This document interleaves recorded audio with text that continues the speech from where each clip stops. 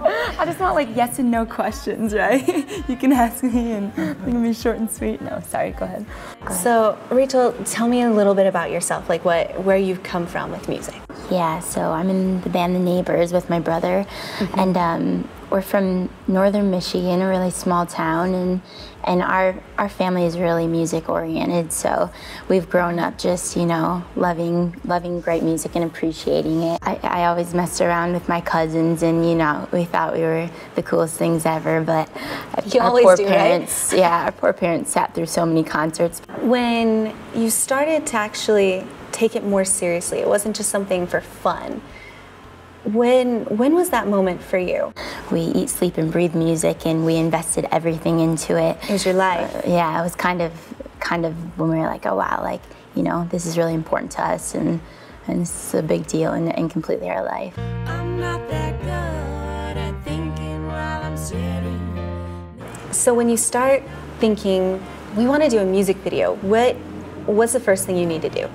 We played this charity event, and our friend now who produced the video, Brent Geisler, he happened to be running in the race that we were playing at. And you know, he's done a ton of stuff with film and has been the producer for a few different shows and stuff. And so he just kind of came up to us and started talking to us and said that, you know, he'd love to help us out with anything. So kind of together we all collaborated. And so it was actually being involved in another project that got you connected with the person that would help you create this project. It was, yeah. That's so cool. Yeah, I think it's funny too because, you know, you don't know where you're gonna make certain connections and stuff, so I think it's important to kind of, you know, don't spread yourself out, but you know, you never know where you're gonna get yourself out. Get yourself out. Yeah, exactly. You met Dan Reynolds with Imagine Dragons, right? Yeah. And that led to a pretty cool experience. You want to tell us about that? Yeah, for sure.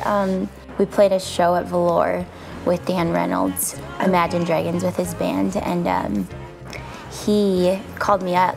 I guess it was a few days after the show here at Velour, and he called me up and said that Brendan Flowers was looking for a backing vocalist. And how was he connected to the Killers and Brendan Flowers? Yeah, that's a great question. His brother, Robert Reynolds, is like, you know, takes care of legal things and does that for the Killers. So. He's an entertainment lawyer. Yes, yep, entertainment lawyers. Okay. Yeah, it's a great thing to call him since that's what he is. Yeah. So was it just like, hey, you should have this girl sing, she's amazing, or did you have to kind of show your stuff and put yourself out there again? Yeah, Dan was sweet and he put in a good word for me, and then Robert actually called me up and asked me. How did that feel? See, I'm trying to be smooth about this right now, but yeah, it was, you know, terrifying to know who I was speaking to. Yeah, or to know if it could make or break something. He just asked me, you know, if we had any videos up or anything that they could check out of me, you know, singing or any pictures or anything. So it's really important to have yourself out there online, to have things on Facebook, Reverb Nation. You know, it is so huge, and I can't. Suddenly you're checking yourself, you're like, wait, did I look good in this one? And did I was really, on pitch? I literally just wanted to get on and be like, delete, delete, delete, don't look at any of these, please. Yeah. August 2010, we started the promotional tour, and we just went, we started in Vegas, and then we went to LA, and, you know, across all the way to New York, and then starting in September, we went to Europe.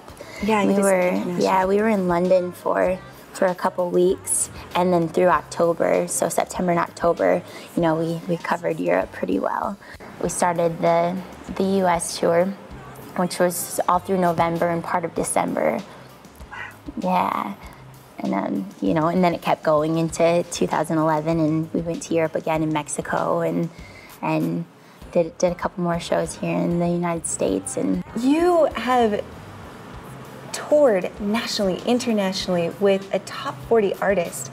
How does that just not, I don't know, make your head like this big?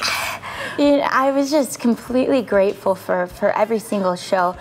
I think it was the fastest year of my life, you know? Yeah. Just like everything just kind of ran together and traveling so much, but honestly, it was just like, wrap my mind around performing for these crowds and to work along with, you know, people who are so experienced was just so wonderful to you know, to be a part of. How they specifically like mentored you? Like what kind of things have you learned from them? I've definitely learned some things and some paths I don't want to follow, you know, but some good experiences too. Every single person and every musician that I was with on stage, you know, with Brandon was put so much time into music.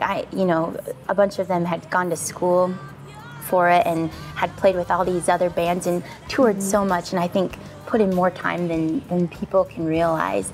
And so I think that's one of the biggest things is like, it's not just a big break. Right. With you and Adam, how are you, I guess, creating your product, your style? How are you evolving as a group? You know, the more we write separately and together, the easier it is just to kind of see what we're both thinking and work together that way. So, you know, everything we go through in life, I think, gives us material for writing.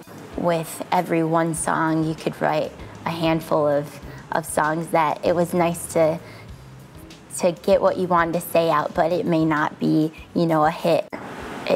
It takes, you know, some time and some repetition and things like that to really come and get out what you want. Yeah. And I'm sure there's people out there who can write a hit every time, but it's good for them. With all of this experience under your belt, Brandon Flowers, The Killers, Imagine Dragons, Rooftop Concert Series, just all of this experience, where are you going now? Where are you and Adam and Ed off to? I think it's so important to believe in your product, and right now I'm really excited with the direction we're going in, and I've never been so excited, not in like a big head way, but just so excited for other people to hear our, you know, our inspiration and where we're heading and what we've been working on. So, you know, we want to do this for the rest of our lives, and we want it to become a business where we can help other people and give back.